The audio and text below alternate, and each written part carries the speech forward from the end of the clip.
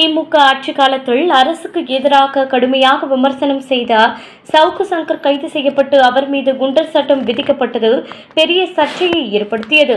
அது கருத்து சுதந்திரத்தை ஒடுக்குவதற்காக அவர் மற்றும் பலரும் குற்றம் சாட்டிய நிலையில் தற்போது ஆட்சி மாற்றத்திற்கு பிறகு முதலமைச்சராக பதவியேற்றுள்ள விஜய் இந்த விவகாரத்தை மீண்டும் கவனத்திற்கு கொண்டு வந்துள்ளார். குண்டர் சட்டம் என்பது பொதுமக்களுக்கு தொடர்ச்சியாக அச்சுறுத்தலாக இருப்பவர்களுக்கு மட்டுமே பயன்படுத்தப்பட வேண்டிய கடுமையான சட்டமாகும் என்பதால் சவுக்கு சங்கர் மீது உண்மையில் எந்த அளவிற்கு குற்றச்சாட்டுகள் உள்ளன என்பதை குறித்து விரிவான ஆய்வு நடத்துமாறு அவர் உத்தரவிட்டுள்ளதாக தகவல்கள் தெரிவிக்கின்றன.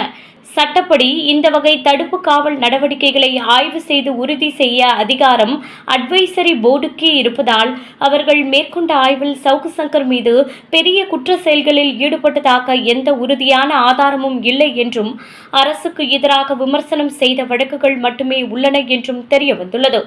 இதனைத் தொடர்ந்து அவர் மீது விதிக்கப்பட்ட குண்டர் சட்டத்தை ரத்து செய்ய வேண்டும் என்ற பரிந்துரையும் முன்வைக்கப்பட்டுள்ளதாக கூறப்படுகிறது. மேலும் எந்த ஆட்சி வந்தாலும் விமர்சனங்கள் ஜனநாயகத்தின் ஒரு முக்கிய அங்கம் என்றும் கருத்து சுதந்திரம் அனைவருக்கும் உரியது என்றும் முதலமைச்சர் விஜய் வலியுறுத்தி இருப்பது அரசியல் வட்டாரங்களில் பரவலான வரவேற்பை பெற்றுள்ளது. இந்த முடிவு தமிழக அரசியலில் ஒரு முக்கிய மாற்றத்தின் சிக்னலாகவும் பார்க்கப்படுகிறது.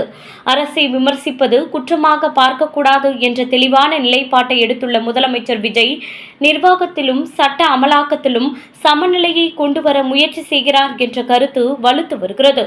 குறிப்பாக கடுமையான சட்டங்கள் எப்போது யார் மீது பயன்படுத்த வேண்டும் என்பதில் தெளிவான வழிகாட்டுதலை வழங்குவது எதிர்காலத்தில் தவறான பயன்பாடுகளை தவிர்க்க உதவும் என நிபுணர்கள் கருதுகின்றனர்.